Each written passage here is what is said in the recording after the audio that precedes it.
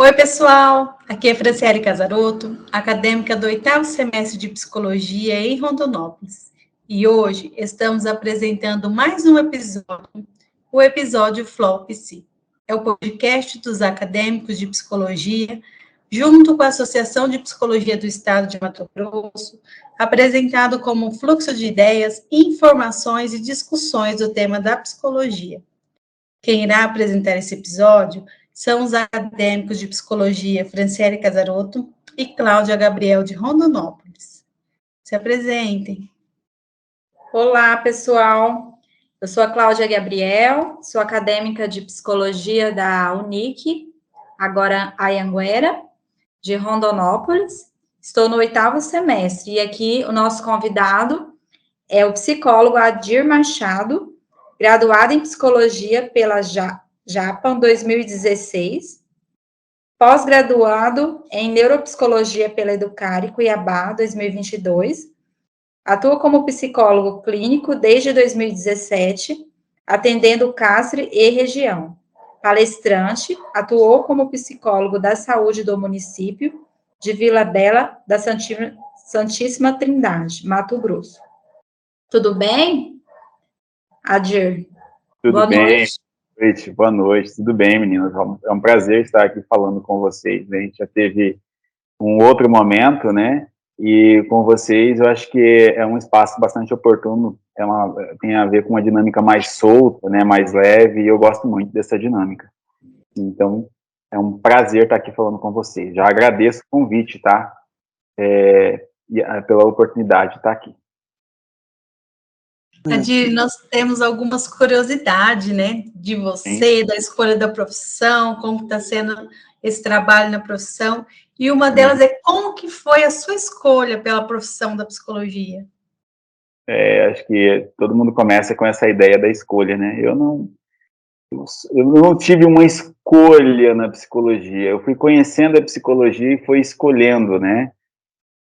Eu sou de Cáceres, natural de Cáceres, né? Então, aqui em Cáceres, a Unemat, ela tem cursos com a maior demanda de formação de professores, né? E aí tem direito, né? Que são as áreas que mais se ocupam.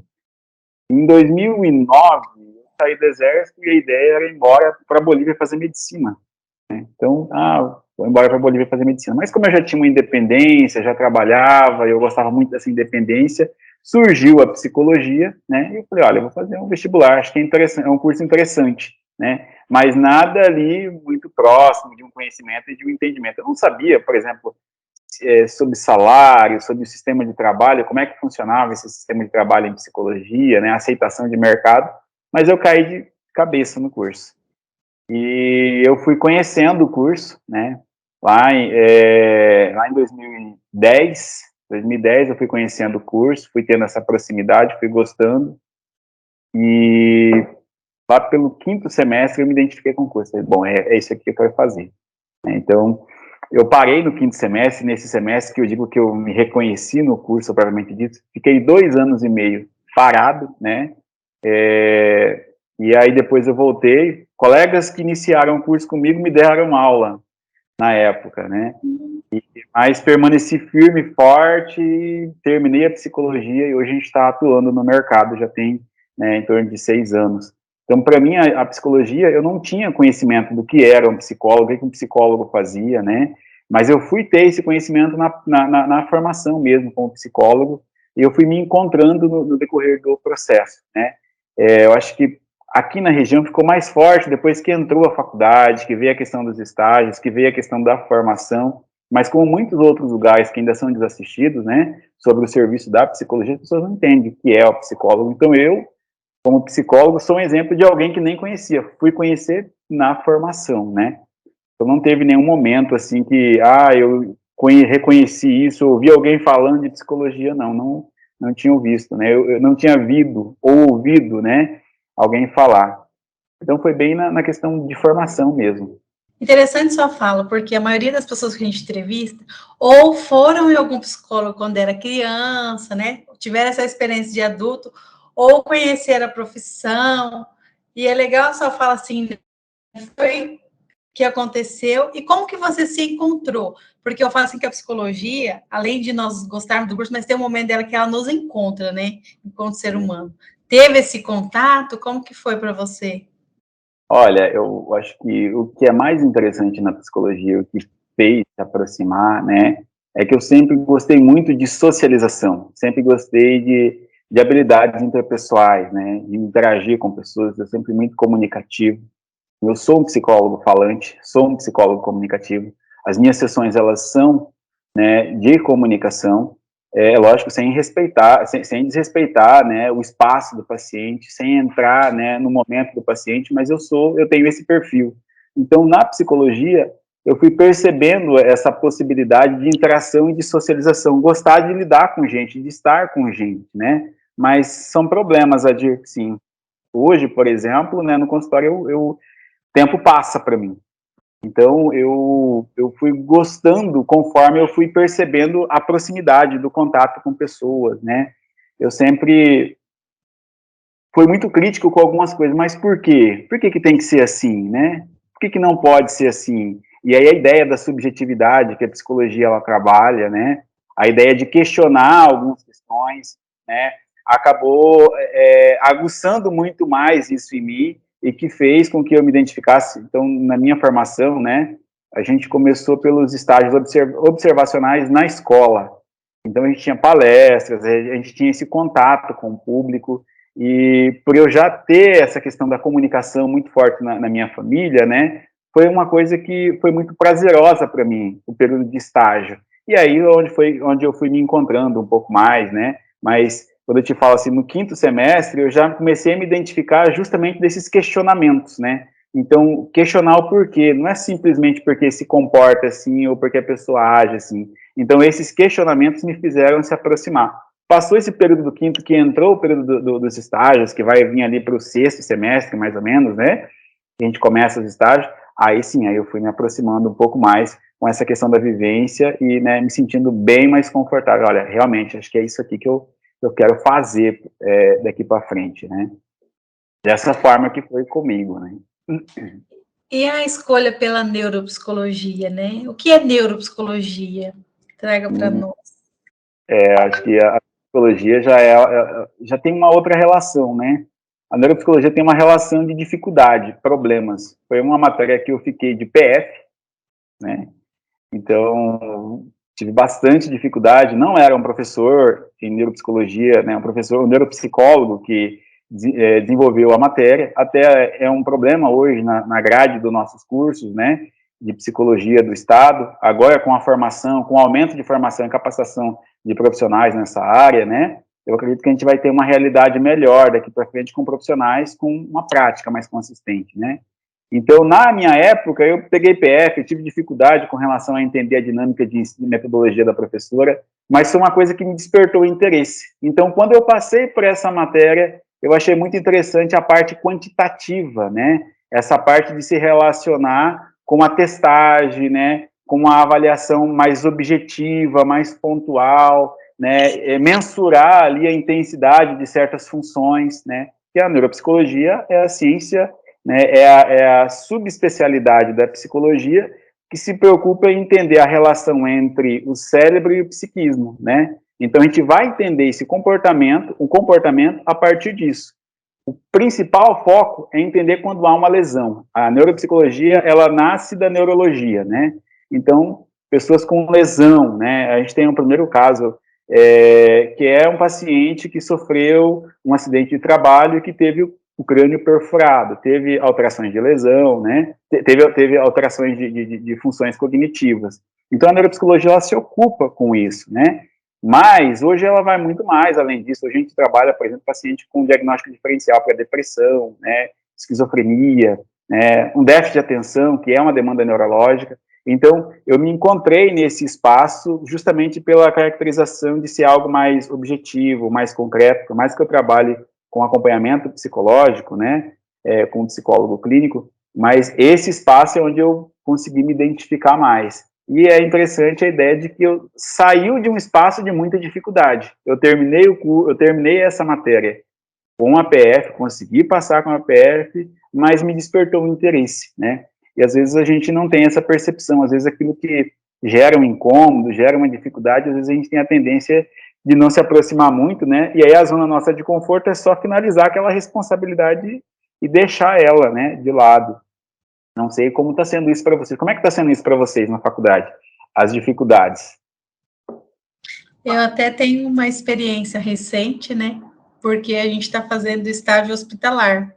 Eu até trouxe isso para as meninas, porque como a nossa turma está muito grande, a gente tinha a opção de fazer hospitalar e já atender na clínica, né? Uhum. E aí eu fui e vi a minha dificuldade em questão hospitalar, porque no hospital a gente vai à procura do paciente. Então, nós temos que ser mais falantes. Ao contrário de você, eu já sou uma pessoa mais tímida, eu gosto mais de ouvir. Não parece, mas sou. E aí, o que acontece? Eu senti essa dificuldade, tipo assim, de ir até a pessoa e especular, né, na questão de querer saber como que tá sendo para você. E aí eu ainda trouxe até para a Cláudia, né, Cláudia? Eu peguei e falei assim, ela falou, mas por que você não vai atender na clínica? Você está com receio?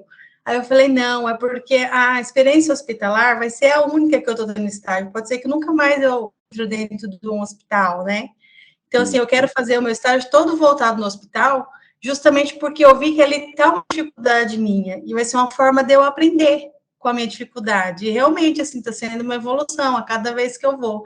Então, eu vou conseguir, né, pedir para a coordenação, também igual você, poderia fugir, mas eu pedi para a coordenação que eu conseguisse fazer todo o meu estágio lá, para que assim eu possa superar a minha dificuldade. E assim está sendo. Então, acho que é bem. Eu acho que a nossa turma é uma turma de pessoas de mais de idade, né? Eu tenho 34, a maioria é nessa faixa de 30. Então, eu acho que a gente está naquela fase que a gente quer aprender muito. Chamando a gente de velho, Fran? Experiente. Não tanto. São jovens ainda também. Mas nesse sentido. Para você. Olha, eu tive uma turma, antes da Cláudia falar, eu tive uma turma porque eu voltei e fui aluno especial. Então, eu estava em uma matéria em um semestre, em outro, né? Em uma dessas turmas, a gente teve uma senhora de 69 anos fazendo psicologia. Ela fez pedagogia, né? Antes de fazer pedagogia, ela criou todos os filhos, trabalhando na roça. Aí ela fez a pedagogia, né? Adquiriu uma independência financeira e veio para a psicologia. Acho que foi agora ano passado que ela finalizou o curso, que é bem o início do curso, né? E ela conseguiu finalizar o curso. Mas essa realidade de pessoas mais maduras no curso de psicologia, né? A gente tinha pessoas de 50, essa senhora foi uma senhora, né, com mais idade que eu vi no curso de psicologia. Desculpa ter atravessado na sua fala, Cláudia. Não, sem problemas. Eu ia dizer que eu me identifico com a sua fala, porque eu lembro que eu fiz no segundo semestre a matéria de neuro. Nossa, mas para mim, assim, era terrível. O dia que tinha essa matéria, era um sofrimento. Parece que eu não conseguia entender, e por eu não conseguir entender, eu comecei a estudar mais. E aí eu comecei a me interessar. Tanto que hoje eu tenho vontade de fazer uma pós depois em neuropsicologia. E eu queria te perguntar, quem que procura, qual que é o público que procura um neuropsicólogo? Olha, essa pós-graduação, e que bom que você gostou, e que bom que você está gostando, né? Psicólogo, ele fala, o neuropsicólogo, ele observa muito a ideia de discrepância. Nossa, mas a diferença dessa habilidade para essa habilidade, né? A diferença dele nesse contexto para aquele contexto é uma das coisas que se destaca na escuta e na observação do psicólogo. É um processo mais curto, né? Então, quando você me pergunta aí sobre a questão de quem busca hoje, né? Hoje a gente tem uma demanda significativa de crianças, né? Mas são todos os públicos, né? A gente tem adultos, a gente tem idosos, a gente esteve falando aí junto à associação sobre o mês laranja, que trabalha sobre a questão do Alzheimer, né? Eu não vou me lembrar agora, eu não vou conseguir me lembrar agora. O Brasil está se tornando um país de terceiro mundo, uma demanda maior da população idosa. Então, naturalmente, a gente vai começar a se relacionar mais com a ideia de diagnóstico diferencial, por exemplo, para Alzheimer, que já acontece, né? Então, hoje, a população que mais procura é aquela população que está tendo mais acesso. Até os profissionais médicos, às vezes, não sabem qual é a função de um neuropsicólogo, né? Não entende essa especialidade. Então, hoje, por exemplo, no SUS, quando eu tive lá no SUS, né, eu tive encaminhamentos de solicitação do exame neuropsicológico. Lógico que o SUS não cobre esse serviço, né? Ainda é uma realidade que o SUS ele não vê como possibilidade. Eu digo, onde eu estava, e nas próprias unidades de saúde ainda, né, porque é um procedimento de alto custo. Mas hoje, quem procura são as pessoas que estão sabendo, e que quando passa pela mão de um especialista, né, ou que quando tem alguém que, tem um psicólogo que desenvolve um trabalho assim, com teste, né, avalia suas habilidades, essas pessoas, elas procuram. Então, além de uma procura de encaminhamento, a gente vem tendo muita procura de pessoas que trazem a necessidade de avaliar algumas questões, principalmente no contexto do desenvolvimento infantil, né, com relação a déficit de atenção, com relação ao autismo, né, com relação à dificuldade de aprendizagem, Cláudia, que é uma das coisas que mais trazendo como demanda, né, pacientes adultos, né, ali quando a gente tem uma demanda maior com relação à questão de pacientes com lesões neurológicas, né? Então, quando vem para a ideia de uma reabilitação, vai construir um acompanhamento de reabilitação, já passa pelo neuropsicólogo para identificar qual que é as dificuldades cognitivas que esse paciente tem. Atenção, memória, raciocínio, né?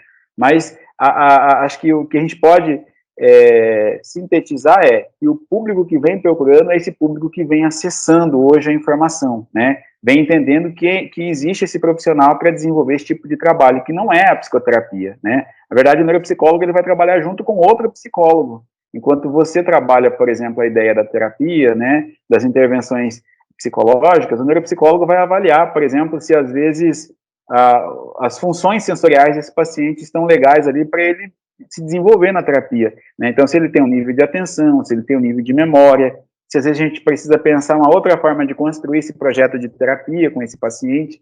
Então, hoje, né, o neuropsicólogo, ele é requisitado pelo reconhecimento de alguns grupos. Então, a área médica vem percebendo que a gente vem tendo, né, que vem tendo esse profissional no mercado, e a própria população. Por exemplo, há 20 dias atrás, 20 e poucos dias atrás, eu recebi uma ligação de uma família da região do Nortão, para desenvolver uma avaliação, né, de 2 filhos, né, desse casal, e a indicação foi de uma colega de Cuiabá, né, tem um neuropsicólogo que desenvolve um trabalho assim, assim, assim, né, eu me desloquei até essa região para desenvolver esse trabalho, né, uma característica do meu trabalho hoje, né, é o consultório volante, eu não tenho um consultório fixo, eu só atendo aqui.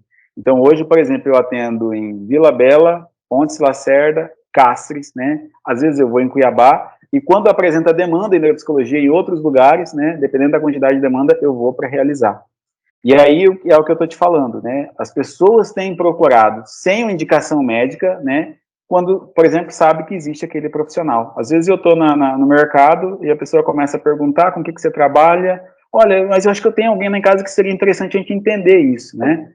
Então, hoje, né, a demanda de procura, né, ela é com relação ao público que está sabendo, que está conhecendo, que traz como necessidade e que vê como uma possibilidade de desenvolver um trabalho, né, de construção de entendimento da limitação daquele paciente, né, para auxiliar em outras áreas.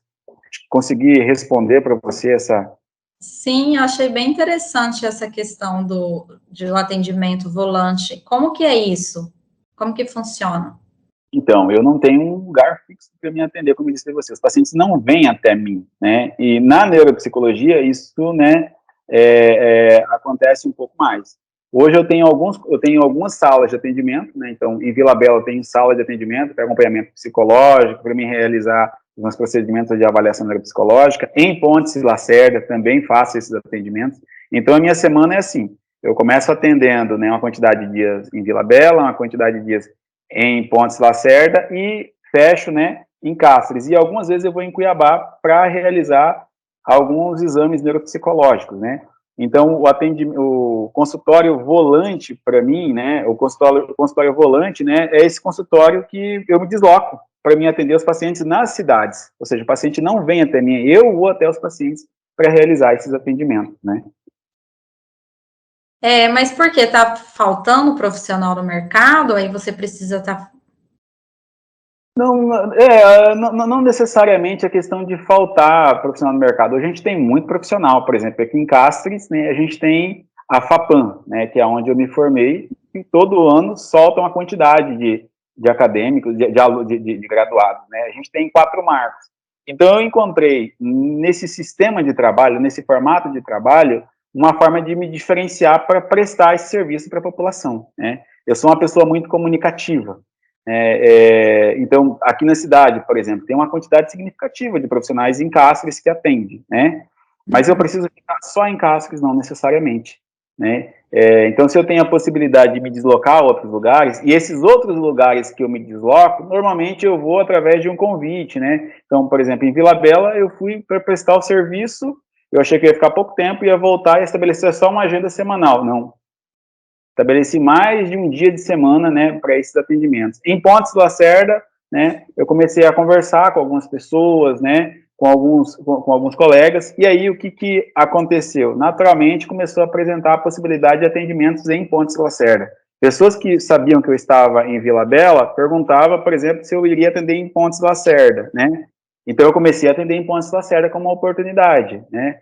Então, a ideia de eu sair não é porque falta profissionais nesses lugares, né? Tem profissionais nesses lugares, mas eu vejo que existe a possibilidade de eu atuar também, né? Dessa forma. E que, por exemplo, é rentável para mim financeiramente, né? Mesmo com deslocamento, mesmo, né, saindo para cada lugar, ainda assim se mantém um ganho interessante, né?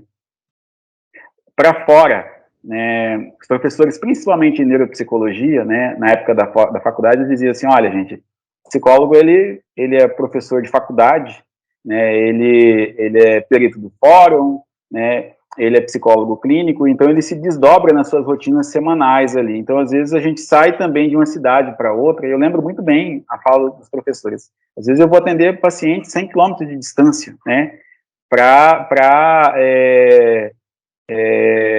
ter a possibilidade de trabalho.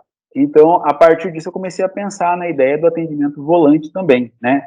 De sair de atender. Quando eu estava só em Castres, inicialmente, eu atendia em Lambari do Oeste, né? Lambari do Oeste, Rio Branco, eu tinha uma demanda de pessoas que eu atendia nessa região. Aí hoje, como eu mudei, né, para Vila Bela, então hoje eu estou Vila Bela, Pontes e Castres, né? Me surgiu uma dúvida aqui, a questão de a terapia online, por o neuropsicólogo não funciona o atendimento online, né? Acho que esse foi um ponto muito importante que você colocou. Não funciona, porque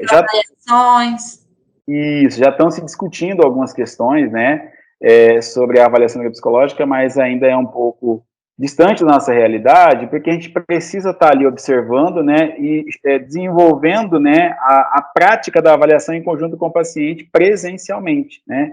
Eu até realizo uma parte, por exemplo, a parte de entrevistas que às vezes eu preciso realizar com familiares, às vezes com a empresa, né, qualquer pessoa que se torne significativo, né, como um respondente para essa entrevista da avaliação neuropsicológica, a gente que faz essa parte. Mas a parte da testagem, por exemplo, né, eu preciso estar com esse paciente em sala para realizar esses procedimentos. Então, a avaliação neuropsicológica, a gente não realiza ela online. Esses dias a gente estava discutindo uma questão em sala, que eu acho bem interessante trazer aqui para você, de uma colega que ela estava falando que ela levou o filho dela para fazer uma avaliação, se eu não me engano era TDAH, né, Fran? E aí, só que aí a clínica que ela levou estava cobrando um valor bem alto, mas era por conta que ela queria aplicar todas as testes, todas as avaliações.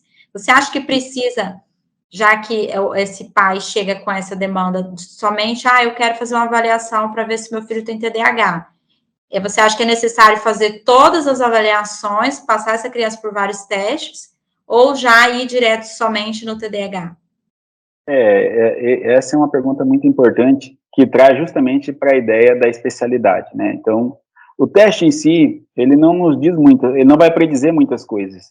Então, a gente diz em psicometria, né, que existem os falsos negativos. Então, às vezes você vai aplicar um teste, dependendo da forma como você aplica esse teste ele pode dar um falso negativo.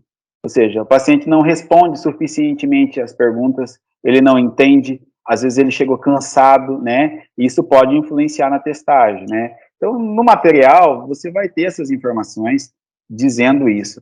Na especificidade como neuropsicólogo, a gente tem um campo maior de teoria. Então, quando começou a se falar de neuropsicologia, o que se começou a se questionar, Cláudia, né? A ideia de que as funções cognitivas, elas acontecem em partes específicas do cérebro ou elas estão interligadas? Por muito tempo, né, existiu a ideia de localizacionismo, que era só numa região específica em que aquela função acontecia significativamente. Com o tempo, foi mudando isso, né, e hoje se entende que as funções cognitivas, elas são integral. Então, por mais que eu vou usar o meu lobo frontal, mas eu preciso do occipital também, com maior ou menor demanda. Então, quando eu aplico um teste, por exemplo, eu estou utilizando todas as atividades neuropsicológicas desse paciente, atenção, memória, raciocínio. Só que aquela atividade, ela vai ter uma especificidade maior para um domínio, entende?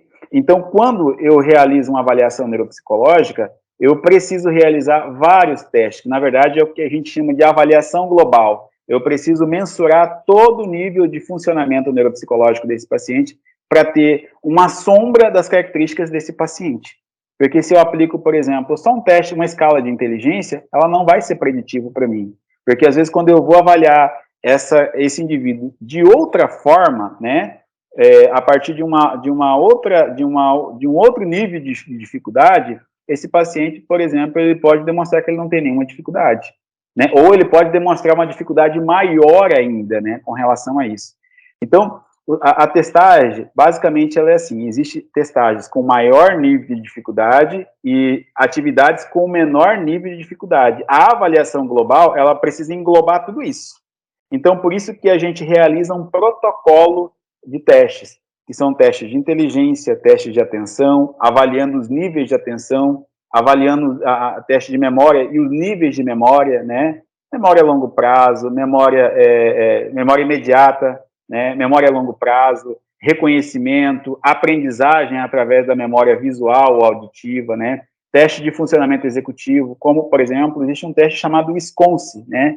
É um teste que mede a capacidade de flexibilidade cognitiva, né? Então, o paciente, ele consegue ter uma flexibilidade em lidar com os problemas, né? Ele consegue ter um autocontrole. Como é que é essa capacidade executiva dele? Essa atividade vai mensurar isso.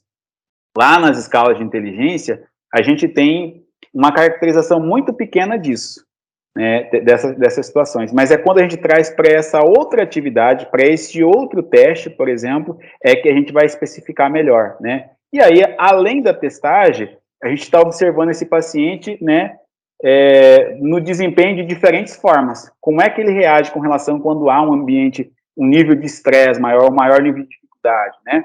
Para a gente entender, por exemplo, como é isso, porque também não é só aplicar essa testagem, mas é também identificar na expressão do comportamento do paciente se aquilo está de acordo. A ciência neuropsicológica, ela é uma ciência que ela se relaciona com o quantitativo e com o qualitativo. Então, a gente utiliza essas duas coisas. Como é que a gente vai complementar essa informação? Vai entender se realmente, né, essas coisas se encaixam. Quando a gente está lá na anamnese, né, quando a gente tem uma fundamentação teórica muito boa. Então, a formação do neuropsicólogo, para além de aplicar testes, né, ela tem uma especificidade muito grande com os transtornos, né, do neurodesenvolvimento, com alterações neuropsicológicas, com uma formação muito específica de neuroanatomia, neurofisiologia, neuroquímica, né, para entender esses padrões de interação do paciente.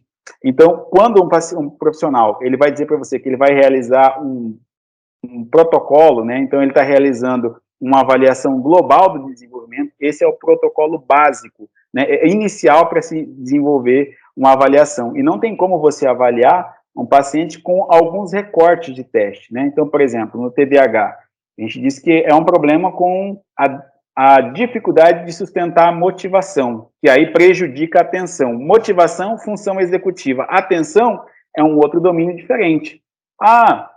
Mas o paciente com TDAH também esquece. Então, ele esquece porque ele é o subtipo desatento ou ele é o subtipo hiperativo? Então, no subtipo hiperativo, é um paciente que vai ter problemas com memória de trabalho, né, por conta da agitação, que aumenta, por exemplo, o nível de noradrenalina. Esse nível de noradrenalina, ele é aumentado significativamente pela dificuldade, né, da regulação de dopa e de serotonina. Então, veja só, a gente está falando de um déficit que apresenta características diferentes. Então, por isso que quando você vai passar pelo neuropsicólogo, ele vai fazer uma avaliação global desse paciente. Eu, quando realizo a avaliação, e muitos outros neuropsicólogos, quando realizam a avaliação, por exemplo, de pacientes com lesão, paciente que se acidentou e que vai voltar, né, para reinserção social. Idoso, por exemplo, que começou a apresentar dificuldades com memória, né, ou suspeitas de demência, por exemplo. A gente realiza a avaliação funcional, que é ir no mercado com esse paciente, aí na farmácia, aí esse paciente consegue andar de carro, vamos verificar como é que está o nível de atenção, como é que está o nível de memória. Então, é uma avaliação muito sistematizada, né, porque ela busca identificar todos os detalhes possíveis, né, do desenvolvimento desse paciente. Eu costumo dizer para os pacientes e para os familiares que entram em contato, por que a avaliação neuropsicológica ela tem um custo, né, ela exige financeiramente mais das pessoas, porque a avaliação neuropsicológica é como alguém que costura uma coxa de retalho. Você já viu uma coxa de retalho? Sim, já vi. Vai vendendo os pedaços, né? Isso, e é aquela bagunça, aqueles pedaços que você não entende muito bem quem olha, né? Mas quem está montando, né, está tendo toda uma articulação. Então, a avaliação neuropsicológica é um trabalho muito objetivo, né, e muito específico para a realidade de cada paciente. Mas, Adir, são protocolos, você vai só aplicar. Existem níveis de dificuldade, níveis de complexidade para cada paciente, né? E ela vai exigir mais tempo. Normalmente, a gente vai realizar uma avaliação neuropsicológica em torno de 10 a 12 horas, né?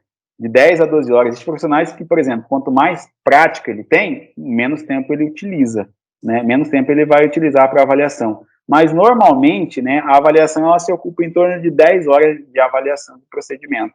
Aí, nessa avaliação, a gente tem toda a carga de atividades de testagem que a gente vai utilizar, né, toda a carga de entrevista, toda a carga de análise de acompanhamento médico que esse paciente já passou, identificando o histórico para identificar, essa mãe teve problema na gestação, essa criança teve problemas depois do parto, quais foram os problemas, né? A nota do APGAR, por exemplo, quando é uma avaliação neuropsicológica infantil, né? Qual que foi a nota do APGAR? A nota do APGAR é que mede o nível de desenvolvimento dessa criança, né?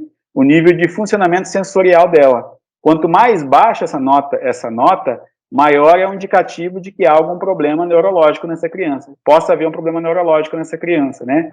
Então, é uma carga muito significativa de informações que você precisa organizar para estabelecer uma informação técnica, né? Um laudo neuropsicológico dizendo se o paciente apresenta aquelas características, né? E, a partir disso, discutir a ideia de um prognóstico. E aí, o que é possível fazer com esse paciente, com relação a essa realidade, né? Para, por exemplo, auxiliar o processo de terapia desse paciente, o processo fonoaudiológico, o processo de trabalho, o processo de convivência familiar e entre outras questões, né? Essa questão que você trouxe foi bem esclarecedora, porque eu acredito que falta muito informação para os pais, né? Porque às vezes fica bastante perdido e acontece isso, a pessoa chega lá na clínica, achar super caro e falar, não, mas eu quero só um teste só para TDAH, eu quero só para autismo, e tipo, como se fosse cortar caminho, né? Como se, como você falou da coxa de retalho, como se fosse só fazer metade da coxa, um pedacinho da coxa, né? Não fosse fazer a coxa. Sim, sim. Voltando a falar da ideia do TDAH que você está trazendo, né?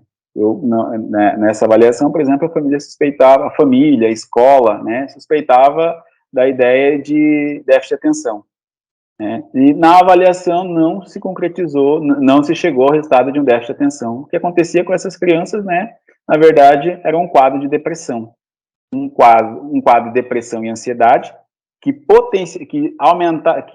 dificultava a atenção. Nesse caso, a gente vai discutir uma reavaliação daqui de 6 meses a 1 ano, porque o paciente está em tratamento psiquiátrico, né? Então vamos verificar como é que vai responder isso. Até agora não atinge critérios, né? para um diagnóstico de déficit de atenção. Então, vamos reavaliar daqui de 6 meses a 1 ano, né?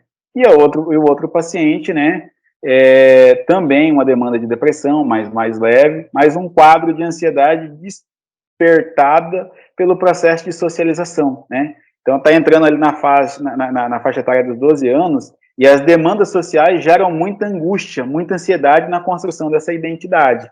E que aí, por exemplo, o paciente não estava conseguindo se adaptar, e aí a dificuldade de interagir, de lidar com certas situações, e também tendo um rebaixamento de memória de trabalho, que é uma das características da função executiva, né? É uma organização da função executiva junto com a memória de trabalho, que é a secretária da nossa mente, que se ocupa, né? Agora eu estou fazendo o quê? Eu estou falando sobre a ideia da dificuldade dos pais entenderem sobre TDAH, e eu preciso ter consciência de que eu preciso falar uma quantidade de tempo, porque as meninas têm outra pergunta, a gente tem tempo para bater isso, né? Então, isso é memória de trabalho. Ao mesmo tempo que você está fazendo uma coisa, ela já está trabalhando outras informações. É importante dizer para vocês também, né, que talvez, né, dependendo do nível de estresse do paciente, o paciente também vai ter alteração, né, da memória de trabalho. Que não necessariamente precisa ser uma ansiedade ou uma depressão, mas qualquer quadro que gere sofrimento psíquico para o paciente. E por que o custo da neuro ainda é tão caro, né? A gente sabe que é devido a todo esse contexto que tem de vários testes, mas eu falo por experiência própria, porque assim, agora falando não na angústia da estudante de psicologia, mas na angústia da mãe. Meu filho foi recentemente diagnosticado pelo psicólogo e pela neuropediatra, né, de TDAH. E aí ficou para fazer a neuropsicologia. Porém, quando a gente se inicia essa investigação, a gente tem muitos gastos, né? Que foi o meu caso. O que aconteceu? Eu gastei com psicólogo, gastei com a neuro, aí começou a medicação, a minha neuro falou, Fran, a medicação tá dando certo, tá começando a tomar Ritalina, então é isso aí. Não vejo necessidade, a fala da médica, de fazer uma avaliação. A psicóloga já falou, não, Fran, seria importante você fazer a neuroavaliação para a gente ver certinho como que está o funcionamento, né? E aí agora trazendo a sua fala, ficou muito mais nítido. Mas assim, eu trago assim por conta desses pais que às vezes não sabe que percurso tomar. Aí às vezes a gente acaba gastando muito e às vezes não é o necessário, né? Tipo assim, poderia encurtar esse caminho. O que você me diz sobre isso? Eu penso... Pode falar. Não, eu falo assim, às vezes por conta do custo. Porque quando chega na avaliação neuro, aí eles falam, vai até pesquisar, aí chega, os custos são altos, e são pouco profissionais no mercado ainda. Olha, você já me deu alguns indicativos, né? A baixa de profissionais, né? Então, você já me adiantou a resposta, então. Um dos motivos é a baixa de profissionais, né? O segundo motivo que a gente pode pensar é no custo de formação. Então, é uma formação, por exemplo, a minha formação foram 640 horas de formação de especialidade, né? É uma especialidade que o custo para o aluno é alto, né? Na época, quando eu fiz a especialização, eu estou aí com a formação em 2022, mas eu peguei uma turma em andamento, né? Mas eu já terminei essa pós-graduação já tem um tempo, na verdade faltavam trabalhos, e aí a gente conseguiu finalizar há pouco tempo esses trabalhos por conta de algumas situações que ocorreram junto à instituição, né? Mas quando eu fiz, por exemplo, a formação, eu trabalhava como pedreiro, né? Eu não nasci psicólogo, né? Então já sobrevivia de alguma outra coisa. Então eu paguei com obra, trabalhando com obra na época, e o custo era bastante significativo. E os profissionais que estavam ali também, né, tinham essa mesma perspectiva. A gente tinha gente de todo lugar, todo o estado, né, realizando esse curso. E eu lembro que quando eu fui procurar a turma para realizar a pós-graduação, não encontrava no estado. Não estava encontrando no estado, encontrava só fora. E o custo fora do estado era maior. Aí começou a ter a turma na Educare, hoje também tem na IPOG. Então começou a ter uma oportunidade melhor, né? E até uma disputa também de mercado de trabalho com relação ao mercado de formação para esses profissionais, né? Mas não fica também só nisso. O custo dos materiais para você realizar, as baterias, por exemplo, para você adquirir, são baterias de um investimento significativo. Além da formação, que tem um custo muito alto, né, a gente também tem um problema do custo, né, da aquisição dos protocolos, né, da testagem, porque você não faz uma avaliação neuropsicológica simplesmente, né, com todo um conteúdo teórico que você adquire na faculdade. Você precisa ter esse conteúdo teórico para entender por onde que você vai caminhar, como é que você vai traçar essa avaliação, e você precisa ter os instrumentos, né, para identificar esses comportamentos, para dizer, olha, isso aqui está muito bem caracterizado dentro desse nível de desenvolvimento, que é a busca do perfil do paciente, né? Então, hoje, hoje muito menos, né? A baixa demanda de profissionais em neuropsicologia, né? A formação tem um custo muito significativo, não tem instituições públicas que oferecem especialização em neuropsicologia no nosso estado, não existe, né? E o custo dos instrumentos. Se a formação fosse mais em conta, a gente ainda teria a questão do custo, né, do material de aplicação. Você vai fazer uma ressonância magnética, quanto que custa uma ressonância magnética hoje, né? E é um procedimento bem mais simples, que você vai passar, vai realizar ali em poucos minutos, você já faz a ressonância, o laudo já sai também, né? Muito rápido o laudo, e também tem um custo. Então, por ser um trabalho mais manual ainda, né, o custo também é mais significativo. A todo momento, né, a Sociedade Brasileira de Neuropsicologia se preocupa em diminuir o tempo disso, mas diminuir o tempo dessa avaliação sem perder a eficácia, né, sem perder a segurança dos dados que a gente precisa adquirir. Então, por ser um trabalho muito manual, né, por ser um trabalho muito, como é que eu posso dizer para você, muito específico na realidade de cada paciente, literalmente manual, né, que exige tempo para você fazer isso, é que o custo dela sobe, né. A própria terapia, assim, você não consegue trabalhar o paciente com 20 minutos, 15 minutos, né. As pessoas falam, mas a terapia é caro, né, mas porque é tempo.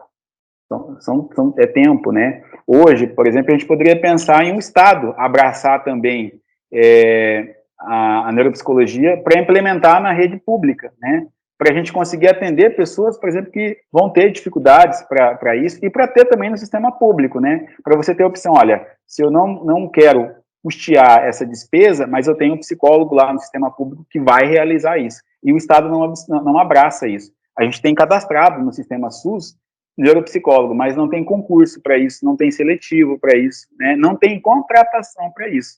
Então, que acaba, né, a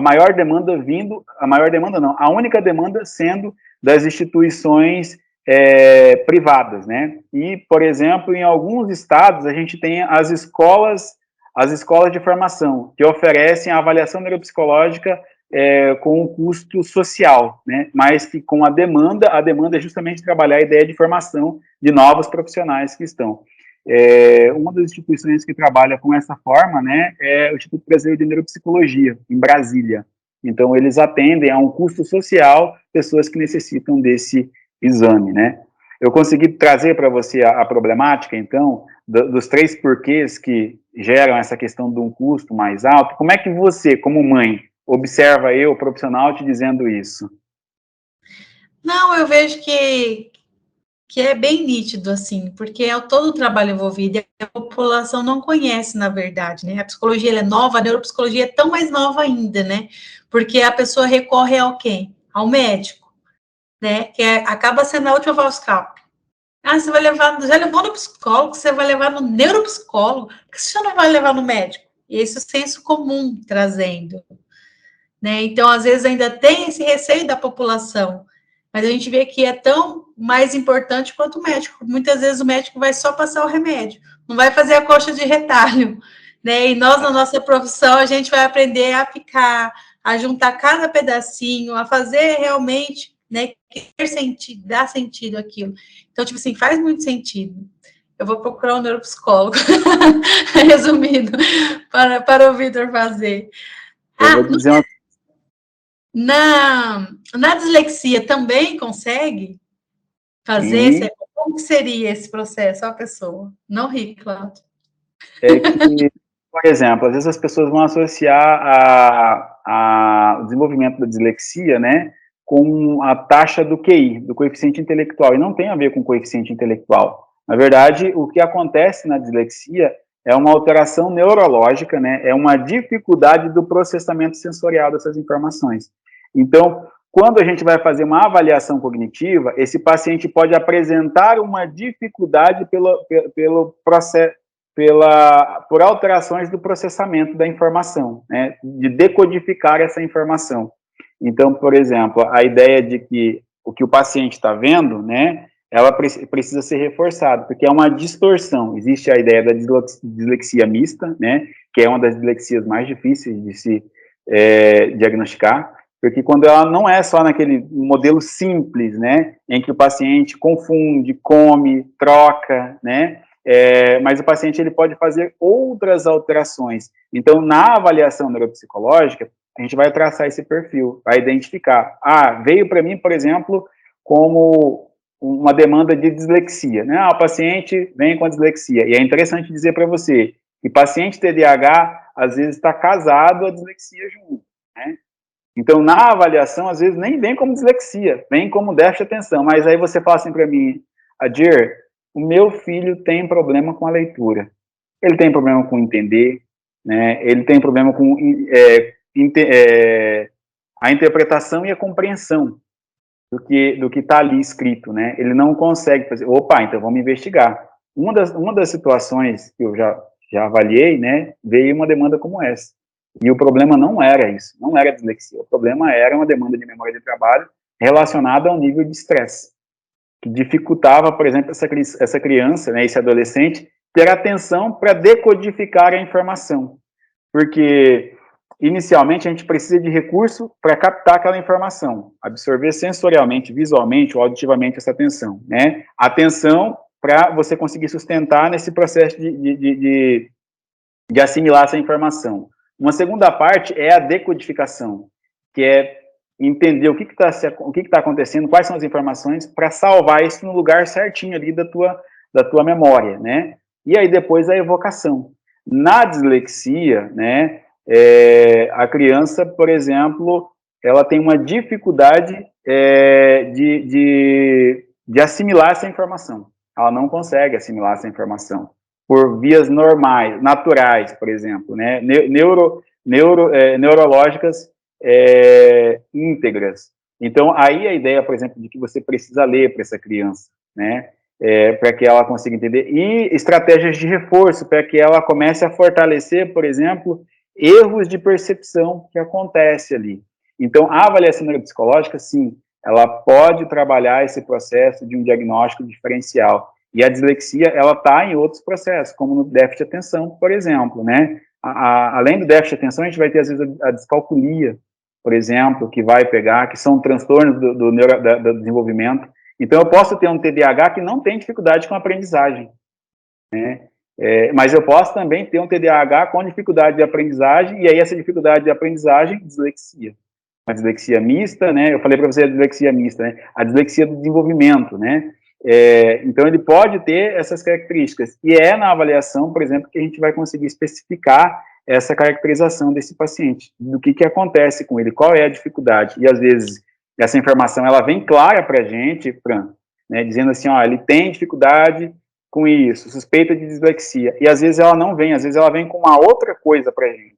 E aí a gente está avaliando, construindo esse processo, essa coxa de retalho do paciente, né, construindo as informações do perfil neuropsicológico desse paciente, avaliando o histórico desse paciente, está lá a informação. Opa, tem uma informação muito importante aqui, ó, que esse paciente já apresenta um histórico, né, que pode estimular, e aí a gente chega propriamente no fato, né, numa pontuação sistematizada sobre essa situação. Neuropsicologia é uma das ferramentas que vai se ocupar, né? Se fala muito da psicologia como uma mudança de perspectiva, mas o que eu penso da neuropsicologia?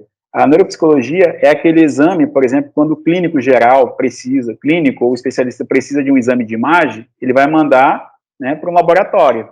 Então, o neuropsicólogo, ele pode trabalhar ao lado do psicólogo, né, está acompanhando o paciente. Eu não gosto de dizer terapeuta, porque terapeuta todo mundo pode ser, e nós somos, né, a gente faz acompanhamento psicológico, porque psicoterapeuta, o médico também pode ser psicoterapeuta, entre outras coisas. Então, acompanhamento psicológico. Assim, né, Então, nesse aspecto, o neuropsicólogo, ele pode acompanhar o psicólogo, o fonoaudiólogo, né, ele pode acompanhar o médico para realizar esses processos de avaliação, de diagnóstico diferencial, para identificar o que é e o que não é. E auxiliar, por exemplo, a entender por que o paciente às vezes não está se desenvolvendo, né? Quais são as dificuldades que estão acontecendo. Tem uma lesão neurológica no paciente ou não? Ou essa história de motivação é simplesmente porque o paciente não quer. Então, se ele não quer, ele não tem foco, né? Mas às vezes não, às vezes o processo de atenção do paciente, né, de foco e de motivação está prejudicado porque tem outras questões que estão pesando ali para o paciente. O paciente com dislexia, às vezes, ele pode ser entendido como um TDAH, por conta dos comportamentos, né, mais impulsivos, mais desatentos, e aí na avaliação a gente vai especificando essas informações. Adir, e qual é a sua maior dificuldade? Qual foi a sua maior dificuldade que você já encontrou ao atuar na área da neuropsicologia? Na área Sim, eu já tive um caso que eu não consegui finalizar. Na verdade, é um caso que veio de uma especialidade, né, e não tinha um diagnóstico fechado, não tinha algumas informações. Então, quando caiu na minha mão, já veio em um nível bastante, né, de prejuízo, e que não deu tempo da gente... a gente começou o processo de acompanhamento desse paciente, de avaliação desse paciente, só que na primeira sessão, na segunda sessão eu não consegui mais. Esse paciente foi para internação e acabou falecendo. E o que acabou chegando, né, era um tumor cerebral maligno, né, na região do corpo caloso, bem na junção dos dois hemisférios cerebrais, que dificultava, por exemplo, essa paciente tinha apagões, né, então ela não conseguia processar, e essa paciente tinha passado por outros processos, né, de acompanhamento médico que não sinalizava essas dificuldades. E aí uma nova ressonância magnética conseguiu se identificar isso, mas a paciente acabou falecendo depois durante um tempo, não conseguiu finalizar. Então, para mim, esse caso foi difícil por ser o primeiro paciente que eu perdi em neuropsicologia e da forma como veio, porque às vezes o paciente vem e você às vezes não tem tanto tempo hábil. Eu lembro muito bem no processo de graduação e meu supervisor, que a gente conversa muito sobre essas situações, né, e ele trabalhou uma época no Sara Kubitschek,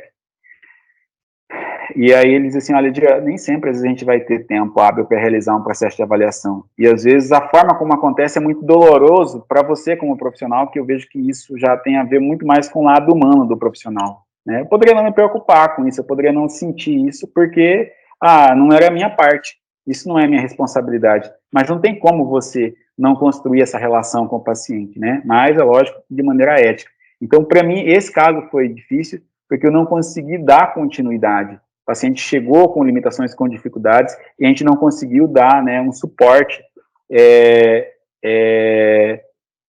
um suporte possível para esse paciente, porque não apresentava condições, né? Então, para mim, foi difícil esse caso. Uma dúvida, são só os testes ou tem algo assim de neuroimagem que a pessoa consegue ver essa parte neural? Ou são só as aplicações do teste? Só não, né? Porque já são muito importantes. Sim, mas é importante quando você diz só, né? Porque o teste, ele é a parte mais simples hoje, se falando. Para quem criou, não, né? Para o Wechsler não foi a parte mais simples, né? Para o Wisconsin também não foi a parte mais simples. Para outros, né? Fabian Rueda, né? Que é um dos autores do BPA, por exemplo, teste de atenção, né? Entre outras situações. Presidente, boa noite. Apareceu e sumiu. Boa noite, Adir, tudo bom? Boa noite, tudo bem, tudo bem. Espaço gostoso. Oi? Espaço muito gostoso aqui, o podcast. Sim, as meninas estão de parabéns, eu tenho muito orgulho da nossa equipe. Eu estou gostando muito das perguntas, né? Mas, voltando a falar sobre a situação pontual, então, a testagem em si, ela é simples. O teste, você aplicar um teste, ele é muito simples, né? Interpretar esses achados já é um pouco mais complexo. Então, existem exames, né, mas a maior parte das alterações, por exemplo, neurológicas, você consegue identificar que a lesão está ali, né? A lesão está aqui na região, como eu disse, no corpo caloso. Mas qual que é a intensidade do prejuízo disso? um teste, um exame não vai conseguir detectar isso para a gente. Então, é na testagem que a gente vai avaliar o nível de funcionalidade desse paciente, que é o que a gente chama, meninas, de perfil neuropsicológico.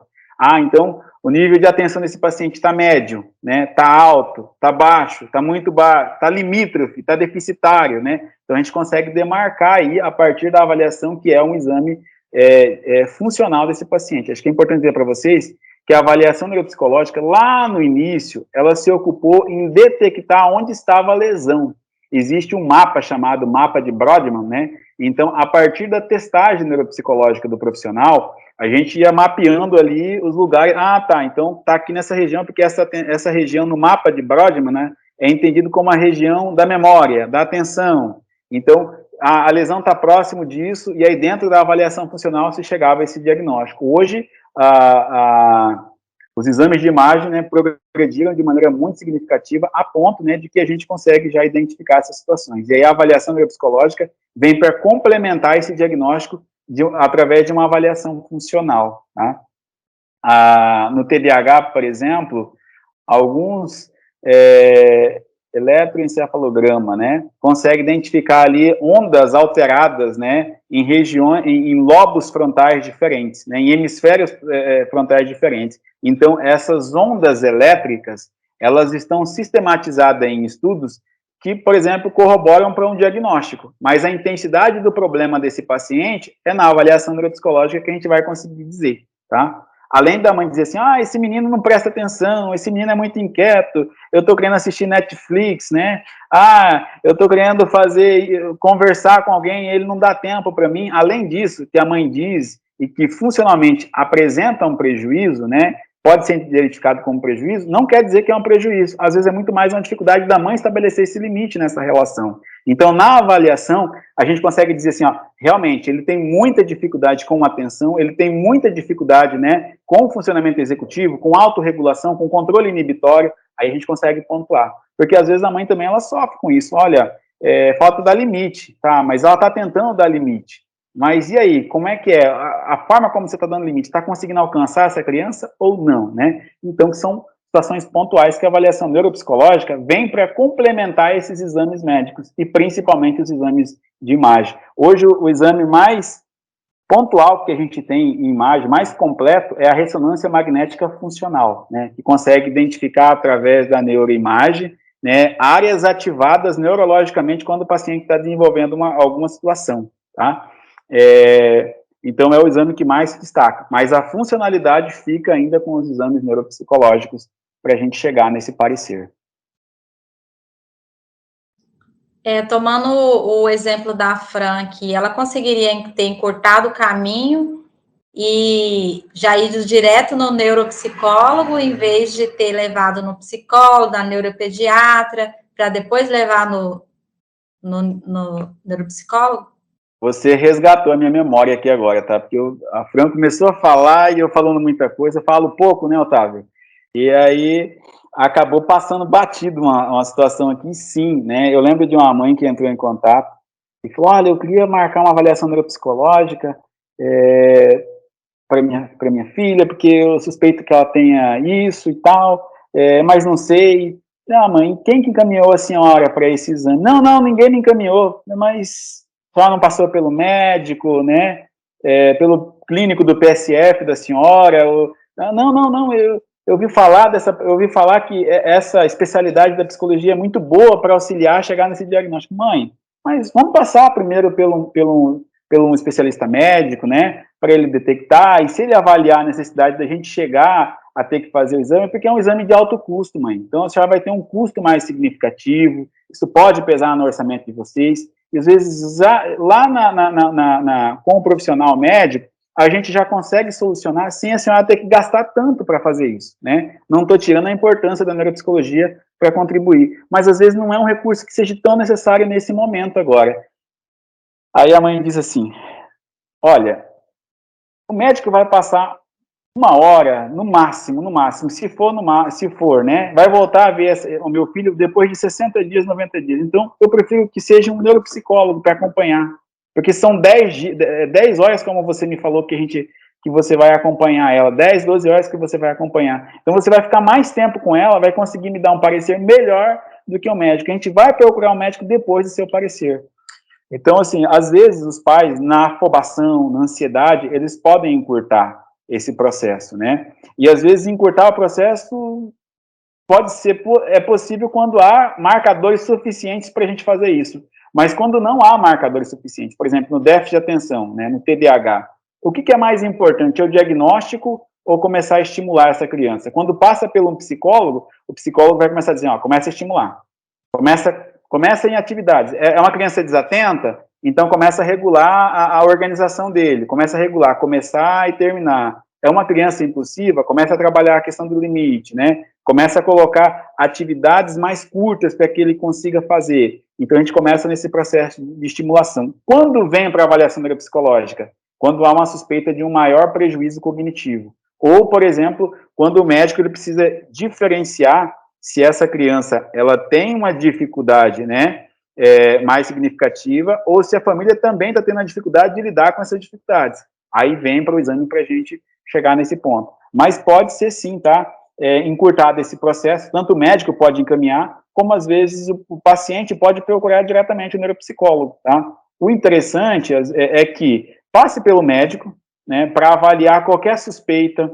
Às vezes pode ser uma questão, pode ser uma situação de uma infecção, por exemplo, né? Pode ser uma questão de uma baixa nutricional. Aquela paciente que a gente perdeu, eu falei para vocês que teve impacto, né? A médica desconfiou de baixa nutricional, mas não era. Né? Era uma outra situação que estava acontecendo. Então, às vezes, o paciente ele vem para o psicólogo, né? Com o neuropsicólogo, com a ideia de facilitar esse diagnóstico, mas tem um custo maior para isso. E, às vezes, no exame médico, a gente já consegue descartar várias coisas. E aí vem para o neuropsicólogo para um custo maior.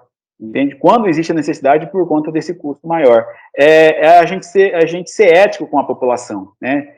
Então eu consigo oferecer um serviço, consigo dar uma resposta, então vem todo mundo para mim. Não, a gente precisa ser ético, porque existem muitos problemas que inicialmente o médico já vai barrar ali, né? O médico já vai identificar, já vai intervir, já vai solucionar essas questões sem que a pessoa ela tenha tanto ônus, né? E se for o caso, aí sim, tá? Aí você vem para esse processo de uma avaliação neuropsicológica. Mas existe a possibilidade, eu só digo essa situação da gente passar por esses profissionais para não ter um ônus maior, porque o processo de saúde mental ainda é o mais caro. A gente está falando da neuropsicologia, né? Mas acompanhamento psiquiátrico, acompanhamento psicológico, existe um custo maior, né? Um custo significativo para a população. E aí, a gente fez um juramento de psicologia por amor? Não, a gente fez um juramento de psicologia por amor, mas a gente precisa rentabilizar, porque a nossa formação, né, ela vem para isso, para que você se sinta bem, a autoestima de você ser valorizado profissionalmente é muito importante. Eu vou dizer uma coisa para todos, né, que estão aqui hoje profissionalmente, eu não me associo, por exemplo, à ideia de um plano de saúde, né, hoje eu trabalho em consultório, comigo mesmo, sessões particulares, não tenho nada contra quem atende, assim, eu acho que a gente tem formas de começar. Eu sou daquele psicólogo que faz o boca a boca, estou na fila do açougue.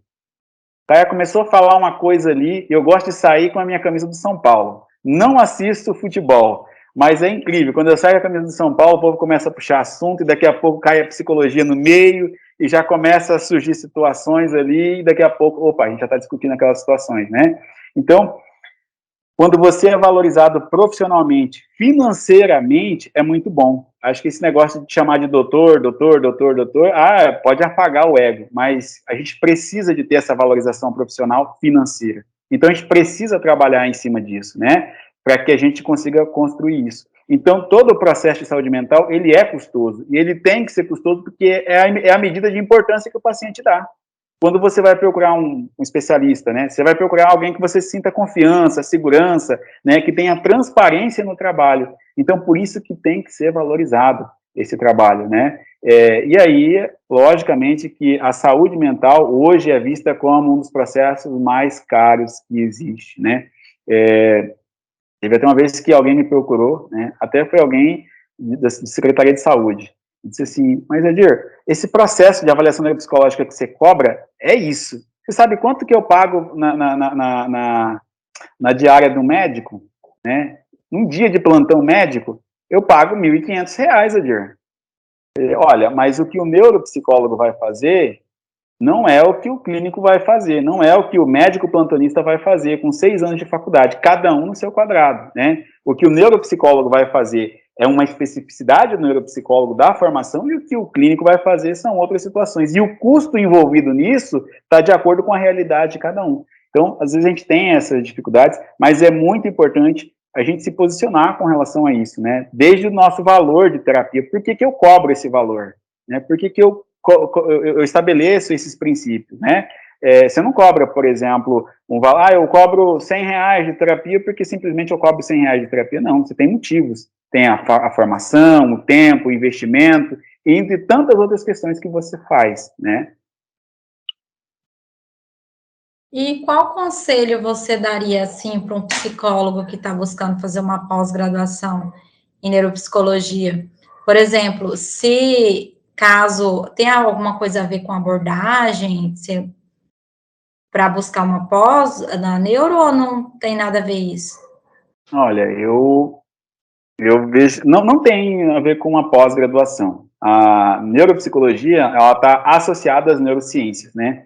Que é uma interação de ciências da saúde. Então, vem a neurologia, a psiquiatria, na verdade, não só ciências da saúde, né? Vem a sociologia, vem a filosofia também, trabalhando e contribuindo para esse conhecimento. Então, por exemplo, na área da saúde, a gente tem a psicologia, a gente tem a psiquiatria, a neurologia, né? A gente tem a endocrinologia, outras áreas falando também sobre a importância disso, mas a gente tem aí, como eu disse para vocês, a sociologia e a filosofia. Então, é um conhecimento interdisciplinar que, por exemplo, vem de um conteúdo, vem de uma informação, vem de uma forma de trabalho que é diferente do que a gente normalmente trabalha, né? Então, nessa dinâmica de trabalho, não depende de uma coisa. Mas eu desenvolvo um trabalho na TCC sem nenhum problema. A gente precisa ter um ponto de segurança para você se arriscar em qualquer outra coisa. Adir, eu amo a psicanálise. Perfeito, vai a partir da psicanálise. Você não tem como começar uma coisa se você não se sente seguro. A gente precisa ser assim, né? A gente precisa trazer para perto da gente aquilo que faz com que a gente se sente seguro para você se arriscar em outras coisas. Ou é diferente? Né? Não tem como ser assim. Eu, por exemplo, não atendo com abordagem, né? Eu vejo que as ferramentas que eu desenvolvo dentro do consultório, vejo que nas abordagens a gente tem ferramentas que a gente utiliza para atender cada paciente, né, de acordo com a possibilidade do paciente. Não estou sendo antiético, né, isso está previsto dentro do nosso código, mas se eu me sinto seguro em atender uma abordagem, não tem nenhum problema. E a neuropsicologia não traz essa necessidade, tá, de que você tenha uma abordagem. O que a gente precisa pensar na neuropsicologia?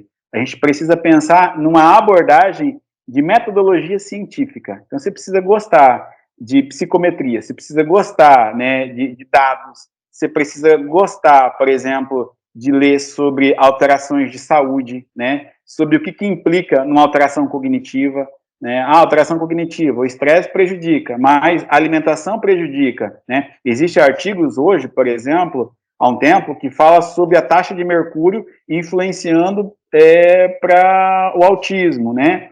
Há alguns dias atrás, a gente conversando com a Fernanda Borges, e a gente discutindo um artigo falando sobre a quantidade de ferro no cérebro, né? Que já é uma coisa que já está se discutindo e que já se estão falando sobre pseudodemências, né? Então, uma quantidade de ferro significativa influenciando no funcionamento cognitivo, né? E aí, de onde que vem isso? Então, a gente precisa gostar, né? A gente precisa ter uma abordagem no campo da neuropsicologia com essa visão mais metodológica, né, de pesquisa. Literalmente, o trabalho em neuropsicologia é pesquisa. Mas, Adir, e aí, o que eu faço com o outro saber que eu tenho? Só vai agregar, né? Então, por exemplo, a TCC vai trabalhar a questão de estruturação de uma intervenção comportamental. No prognóstico, você precisa trabalhar isso. A psicanálise, né? A psicanálise vai trabalhar mais essa questão analítica das relações, né? A estruturação de cada indivíduo dentro do seu espaço. Então, a gente pode utilizar tudo que você tem, que você adquiriu até agora na psicologia, não é perdido, né? Na verdade, ele vai complementar. Eu digo que nada que você faz lá atrás, né, vai ficar perdido. Em algum momento, você vai utilizar isso. E quanto mais uma ferramenta de trabalho que você está utilizando. a todo momento, a gente trabalha, a gente cria formações para se aproximar, para trazer para perto, para que você crie um produto diferente, para que você consiga se diferenciar no mercado com aquilo que você faz. Ou seja, você vai ficando mais técnico, você vai ficando mais prático, e no final das contas é o que isso? É o que você gosta de fazer. Então você precisa gostar dessas coisas, né? Uma metodologia de pesquisa é uma forma muito boa da gente pensar num processo de formação, né? Num processo de especialização, mas tem que estar acompanhada com coisas que você goste, tá? Com coisas que você goste. Na pós-graduação, a gente tinha a dona Regina, lá de Lucas do Rio Verde. Se ela estiver assistindo, um beijão, Regina. Regina é uma senhora que é fantástica. Ela vinha de Lucas do Rio Verde para a formação, a mãe dela tinha demência já na época, Alzheimer, né? E ela vinha para a formação em neuropsicologia, voltava, ia para o Paraná, tem aula esse final de semana, vinha do Paraná, parava lá em Cuiabá, né? Parava lá em Cuiabá para assistir as aulas. E a Regina já passou pela psicanálise, já passou pela TCC, né? Então a Regina já deu uma rodada muito boa já em psicologia, e hoje, como neuropsicóloga, ela fala, Dir, olha, eu estou me abrindo mais, eu estou abrindo mais os horizontes, e é isso que a gente precisa pensar. A gente precisa pensar nesse processo de complementação, e tudo que você vai fazendo em psicologia vai te dando, né? E não só em psicologia, o que você pode fazer além da psicologia, né? Quais outras coisas que você faz e que você gosta de fazer? Porque antes da psicologia você já sobrevivia com alguma coisa. Então, por exemplo, eu trabalhava na construção civil. Meu pai é mestre de obra, eu sou pedreiro de atuação, mas depois me tornei empreiteiro. Então, às vezes eu estou numa intervenção psicológica com o paciente, num processo de psicoeducação, né? Eu preciso falar com o meu paciente a partir de uma linguagem simbólica. Então, eu vou lá na construção civil e vou explicar para ele alguma coisa, né? E, às vezes, isso vai ficar muito mais fácil para ele. Às vezes, para mim construir um vínculo com esse paciente, a gente vai falar sobre coisas do dia a dia, né? O paciente joga um assunto para mim falando de construção. Eu já trabalhei com construção, o que o senhor, né? Então, como é que está essa situação? Está tendo alguma dificuldade e tal? Eu gostaria de te dar alguma opinião. Então, a gente já vai criando esse vínculo. Então, tudo que você faz vai te ajudar em algum momento, né? Essa criança com a suspeita de TDAH, essa vivência que você vai ter com a ideia de um TDAH, por exemplo, vai te ajudar a lidar com outras mães, com outros pais, né? E falando para vocês, eu sou, né, um TDAH não diagnosticado, né? E que hoje eu consigo perceber, eu sou do subtipo desatento, né? Então, às vezes eu procrastino um pouquinho as coisas, né? As coisas vão um pouco mais devagar, mas quando a pupila dilatou, aí vai. Aí vai. Muito boa sua fala, e trouxe, assim, bem clara essa questão, né? Porque, às vezes, a gente, ainda mais como acadêmico, não se apega tanto na questão de abordagens, e quando a gente vê que, tipo assim, só vem a somar cada vez mais, né? São aprendizados, são histórias de vida que a gente vai contribuindo com as nossas histórias de vida, são aprendizados que a gente vai descobrindo, né? E vai usando as ferramentas. E na neuro também, às vezes a gente tinha essa dúvida, parece que é um pouco distinto da psicologia, mas ela é unida também, né? E faz sentido. Já chegamos ao fim. Muito boa sua fala. Eu queria que ele deixasse uma mensagem. Será que ele caiu? Oi. Tá ouvindo? Tô. Então, pessoal, primeiro, muito obrigado mais uma vez. Adir, só a título de curiosidade, o podcast fez 1 ano, você é o nosso convidado aí de 1 ano de podcast, tá? Então, assim, acredito que nesse 1 ano as meninas tiveram uma visão macro da psicologia, sobre a ótica de quem está no mercado, que é totalmente diferente da ótica de quem está lá na graduação, de quem está ministrando aquela aula, que é tudo bonito no papel, é tudo a mil maravilhas, mas quando você vai na prática, você se depara com esses... Nós tivemos o quê? Mais de 20 convidados aí, talvez, para...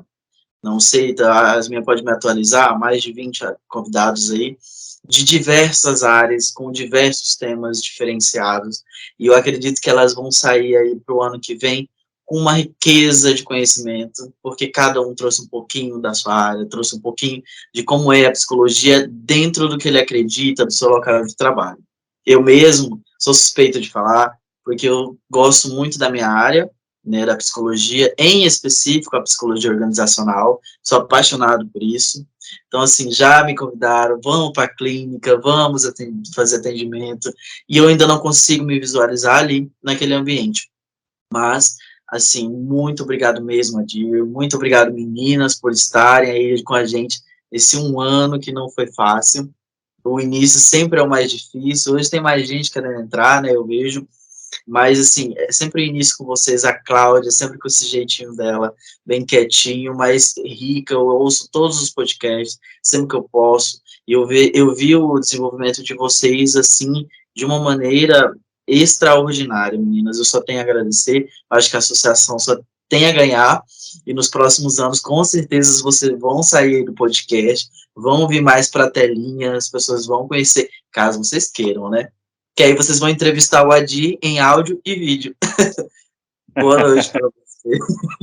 Eu entrevistei ele, inclusive a gente vai, a IPOG, não sei se você viu, Adil, vai ter um tema agora no próximo dia 24, 27, não me recordo, onde eu vou ser o mediador aí para falar sobre neuropsicologia. E, assim, esse tema também, eu acredito, das psicologias, é um dos mais complexos. Acho que vocês ouviram aí no podcast de todas, se vocês fizerem uma análise no parâmetro geral da psicologia, você vai ver que a neuropsicologia, ela é a mais complexa de todas as psicologias, né? Acho que o Adir aí falando sobre de como ele é, pessoal, eu vi presencialmente, conheci ele lá na cidade dele, ele é tudo isso que ele falou e muito mais, é uma pessoa super gente boa, entendeu? Muito acolhedor. Ele é a esposa dele, nossa, me acolheram muito bom, muito bem bom, né? Muito bem na cidade, trouxeram aí um aspecto de trazer mesmo a psicologia. Eu acho que, assim, precisa de mais Adir, e eu não me recordo o nome da esposa, mas, assim, mais desse casal no nosso mundo, sabe? Precisa disso. A gente tá precisando. Ainda mais nessa atual. Falar nisso, manda um abraço para ela, para sua esposa, entendeu? Vou visitar vocês lá no outro país, se tudo der certo. Tá bom, Adir? Com certeza, vamos esperar você lá, tá? Já tá marcada essa visita. Então, era só isso, pessoal. Uma boa noite, mais uma vez. Muito obrigado por tudo, por ter acompanhado e, com certeza, outros projetos virão. Vocês vão estar inseridas. O Adir, ele não larga a mão, pelo que eu percebi, da associação também. Então, assim, a gente está junto. Então, estamos aí para o que der e vier. Vai ter muito mais coisas aí para o ano que vem. Tá bom? Tá jóia. Então, para ficar à vontade. Nós também queremos te agradecer, Adir. Chegamos ao fim do nosso podcast de hoje, muito bom, né? Poderia ficar aqui horas e horas, porque é muito gostoso falar de psicologia, de neuropsicologia, de pessoas. Então, só tenho a agradecer. E aí, queria que você deixasse uma mensagem final, né, para aquele acadêmico que se interessa pela neuropsicologia, uma mensagem para eles. Acho que o principal ponto, né, é a vontade é o centro de tudo. Né? Não é sobre o que você tem ou sobre o que você não tem, né? Não é sobre a rede de apoio que você tem, é sobre o que você pode fazer na sua vida, na sua formação como na psicologia, né? Eu não tenho, né, recursos significativos, mas o que você pode fazer? Né? Eu parei 2 anos e meio e mentalmente sempre visualizei que eu voltaria para terminar o curso, né? Eu nunca abri mão de uma boa briga, e a minha boa briga, né, foi o processo de formação, né? Terminei a minha formação, e ainda no processo de formação, eu construí relações. Acho que o ponto mais importante para qualquer coisa que você vai fazer na vida, atrelado ainda à vontade, né, é a capacidade de se relacionar. A gente precisa se permitir conhecer gente, né? Eu conheci o Otávio, né, e gostei muito da pessoa do Otávio. Antes do Otávio, eu conheci alguém que intermediou a nossa relação, né, e quando eu fui para pós-graduação, alguém falou assim, ó, tem uma pós lá em Cuiabá, eu não conhecia ninguém, eu caí de cabeça nessa pós. E lá nessa pós eu comecei a conversar com gente, se relacionar com gente, e hoje eu sou muito feliz porque alguém sempre me precede, alguém sempre vai me preceder em algum espaço desse Mato Grosso, né, isso é o mais gostoso. Uma profissão, né, além de amor, além da finança que ela vai te estruturar, é a aceitação social com relação ao que você faz, né? Antes de você trabalhar qualquer coisa, antes de você trabalhar uma abordagem, antes de você trabalhar o seu espaço, trabalhe o seu nome, trabalhe você como pessoa, né? Eu vejo que, às vezes, a gente, como psicólogo, na própria formação, conversa com a ideia, né, Otávio, Cláudia, da ideia de humanização, mas às vezes a gente não percebe que a humanização é a atenção, é o cuidado, é o respeito, é a valorização das pessoas dentro do possível, é uma troca constante. Eu adoro a troca. A troca, para mim, ela é significativa, porque ela me faz me ver a partir de outras pessoas, né? E quando eu me vejo em outras pessoas, né, essas pessoas me dão a oportunidade de aprender. Então, na neuropsicologia, eu só estou indo aonde eu estou indo porque alguém está me precedendo. Porque a capacidade de se relacionar e de se comunicar, né, ela existe aí nesse espaço e ela que vai me dando essas oportunidades, né? Eu não tenho um QI 100, 110, 120, né? Eu nunca avaliei o meu QI, né? Um neuropsicólogo que nunca avaliou o QI. Então, eu nunca avaliei o meu QI, nunca avaliei meu nível de funcionamento, né? Mas eu avalio a minha capacidade de socialização, interação, né? Construção de vínculo. E é isso que me dá esse diferencial. Um processo de formação e um processo de maturidade da nossa vida, de dizer assim, olha, eu sou um profissional bom, não tem a ver com o título que você recebe. Tem a ver com você se reconhecendo todo dia, né? O seu jeito de fazer uma intervenção, o seu jeito de conduzir uma terapia, o seu jeito de escolher qual área, né? Eu não sou da clínica, eu sou do RH, né? Eu sou da organizacional. Eu amo fazer isso, né? Então é isso, é você se reconhecer, reconhecer o seu perfil. Cara, aquele cara é muito bom no que ele faz. Você tem que ser igual a ele? Não. Mas você pode usar ele como um parâmetro, por exemplo, né? Opa, eu quero fazer, eu quero me envolver, né? Eu gosto muito da frase do Martin Luther King, né? Olha, eu lutei para que o melhor fosse feito. Não sei se o melhor foi feito, né? Mas dentro das minhas possibilidades eu lutei para isso. Eu lutei para isso. E é isso que a gente precisa. A gente precisa buscar esse melhor da gente. A gente precisa se relacionar com a gente mesmo, né? Sem medo, sem insegurança, né? Trabalhar mais isso para que você vá se reconhecendo profissionalmente. Todo paciente, ele gosta da verdade. Hoje eles falam assim, as redes sociais têm que trazer uma verdade, mas o paciente gosta disso. Antes das redes sociais, os pacientes já sabiam quem era o psicólogo bom e o psicólogo ruim, né? Psicólogo ruim é aquele que não vai fazer uma relação, não vai construir um vínculo, não vai ser significativo. Mas, e a mudança? Não, a mudança é a partir desse vínculo importante. Sabe por quê? Porque talvez esse paciente nunca teve uma mãe, um pai, um amigo, nunca teve ninguém, nunca teve um ser que fizesse essa representação como um ponto de motivação. E às vezes o psicólogo ele vai ocupar esse espaço. Neutro, Adir? Neutro? Sim, neutro. Né? Você vai ocupar esse espaço de instigar. Essa semana eu tive a oportunidade de uma paciente, né, com um quadro de inibição muito forte, dizer assim, sabe, essa semana eu me posicionei para minha mãe. Quando eu falei para ela, eu pensei em você. Então, isso é muito gratificante. Eu não fiz uma metodologia de ensino de como falar para a mãe o que você teria que falar, né? Mas ela pensou nisso. Então, as mudanças mais significativas têm a ver com processos que há uma segurança. Há uma segurança no quê? Em você mesmo. Né? Que você se sinta bem. Você vai sair de uma faculdade, você não vai sair, né, dominando tantas coisas. Mas vamos pensar no que você domina, né? Aonde você tem segurança, né? Eu tenho a segurança de oferecer um cafezinho aqui para o paciente, né, de oferecer uma escuta legal, de ter uma cordialidade, né? O que eu posso oferecer para esse paciente? Né? O que eu posso? Semana passada eu ganhei 4 PACU, semana passada, retrasada, eu ganhei 4 PACU na região que eu tô, né? E a paciente falou assim, olha, eu já passei por alguns psicólogos, mas eu gostei muito do seu jeito, né? E isso aqui é referente à gratidão de quando você me atendeu lá no sistema público de Vila Bela. Então, assim, o que paga isso? Nada paga isso.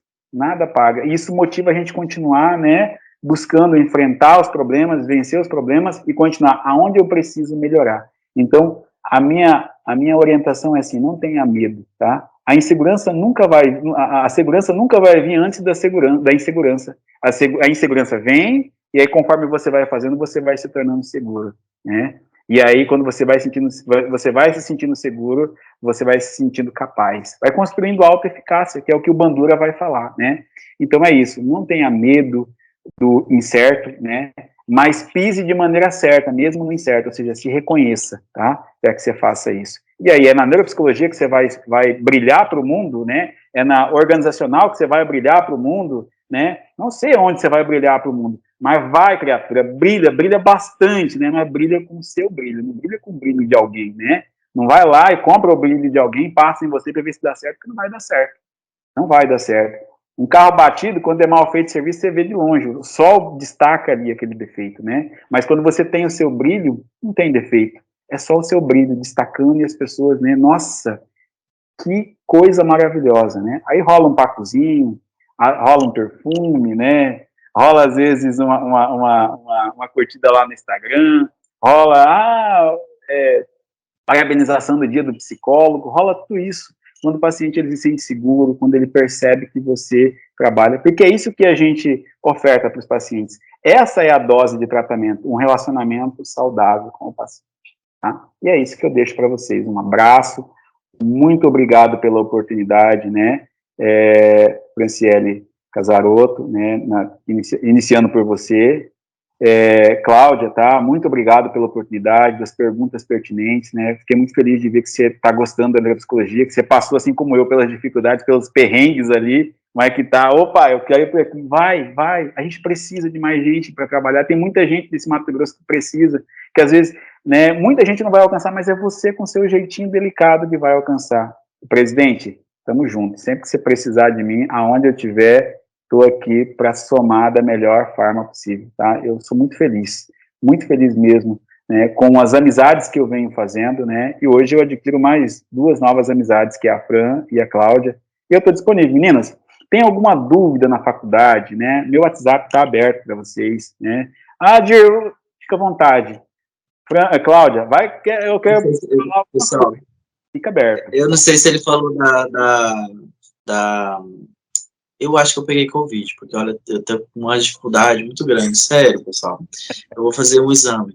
Mas, olha, é porque, assim, não é possível. Eu tô esquecendo coisas, assim, sabe? Mas... Não? Isso, é da parceira dele. Eu não sei se ele falou dela, que ele gosta muito, que é da mesma área.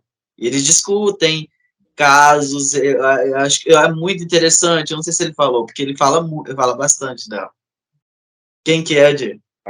Fernandinha Borges, né? O amor do meu coração. Borges, essa mesmo. Ela que vai... Acho que se vocês assistirem, né, o evento que vai ter da IPOG, ela que vai estar, é uma das palestrantes, tá?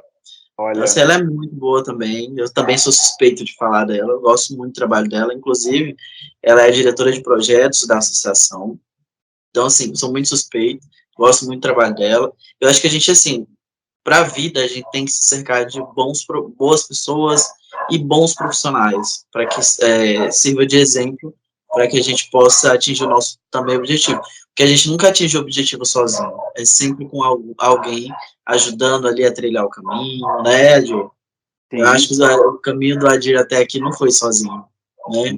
Vixe, se eu começasse esse caminho sozinho, eu não chegaria, não conseguiria. Mas é justamente as pessoas, né, que estão me apoiando que eu consigo caminhar de forma mais leve, né? Falei para Fernanda, eu vou para Cuiabá, eu não tenho lugar para me participar do podcast. O amigo, a história está aqui livre, vem, né? Está aqui à disposição. Então são essas parcerias. Você está falando desse evento que vai ter, Fernanda Borges, que amo de coração, né? É a minha irmã, minha mana, né? Você tem uma outra profissional também, que é a Ana Paula, né? Foi minha professora. Ana Paula foi Cáceres, né? Isso, vai também estar falando sobre neuropsicologia, então, que é uma pessoa muito importante aqui na cidade, é uma pessoa que representa muito bem a psicologia, né? Então, esse evento está muito bem representado. Eu vi que, né, o outro neuropsicólogo também tem uma formação muito bacana, né? Tem uma prática, participa de um núcleo, né, de formação. Então, são pessoas que vão complementar as informações, que a gente vai complementando as informações, né? E que vai dando, Cláudia, segurança para você, né? Opa, não, eu quero cair nessa área aqui mesmo, né? E a Fran, como como Ele tá mãe. querendo puxar vocês para neuro, gente. Eu tô sentindo isso. Brincadeira, gente. Fiquem à vontade, é assim mesmo. A escolha é fundamental.